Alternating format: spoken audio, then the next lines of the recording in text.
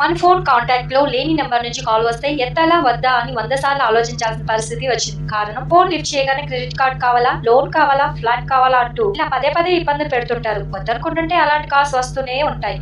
చాలా మందిని ఈ సమస్య వేధిస్తుంది. రోజుల్లో పదుల సంఖ్యలో ఇలాంటి కాల్స్ వస్తాయి. మనం అప్పుడు ఏదైనా పనిలో ఉన్నప్పుడు ఇలాంటి కాల్స్ వస్తే కోపం, చిరాకు వస్తాయి. ఇలాంటి కాల్స్ నియంత్రించే దిశగా telecom regulatory authority of India ఎన్నో చర్యలు తీసుకుంటున్నప్పటికీ అడ్డుకట్ట పడట్లేదు.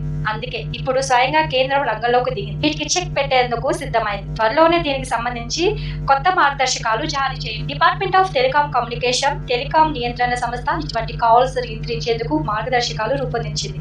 రిజిస్టర్ కాని మొబైల్ నెంబర్స్, అన్వాంటెడ్ కాల్స్ నియంత్రణ కోసం దీంట్లో పరిష్కారాన్ని ప్రతిపాదించింది. సాధారణంగా మనకు బ్యాంకులు, ఆర్థిక సంస్థలు, రియల్ ఎస్టేట్ సంస్థల నుంచి ఎక్కువగా వస్తుంటాయి. వీటి నుంచి ప్రయోజనం పొందుతున్న కంపెనీలే ఈ స్వామ్ కాల్స్ కు బాధ్యత వహించాల్సి.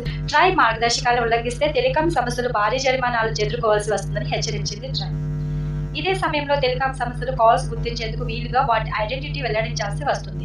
దీనికి 3 వేర్వేరు సిరీస్లను తీసుకురాబోతుంది. మార్కెటింగ్ కాల్స్ కి అయితే 140, సర్వీస్ కాల్స్ కోసం 160, ప్రభుత్వ ఏజెన్సీల ద్వారా కమ్యూనికేషన్ కోసం 3 ఒకట్లు ఇవ్వాలని ప్లాన్ చేస్తున్నట్లుగా తెలుస్తుంది. ఇక మీదట టెలికాం ఆపరేటర్స్ ప్రతి కాలర్ పేరు, సెక్రటరీ సహా బహిర్గతం చేయాలి.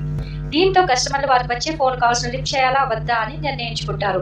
వినియోగదారుల వ్యవహారాలు మంత్రిత్వ శాఖ టెలికాం సంస్థలతో గత వారం చర్చలు జరిపిన తర్వాత ఈ మార్గదర్శకాలు రూపొందించినట్లు తెలుస్తుంది. Thank you for all.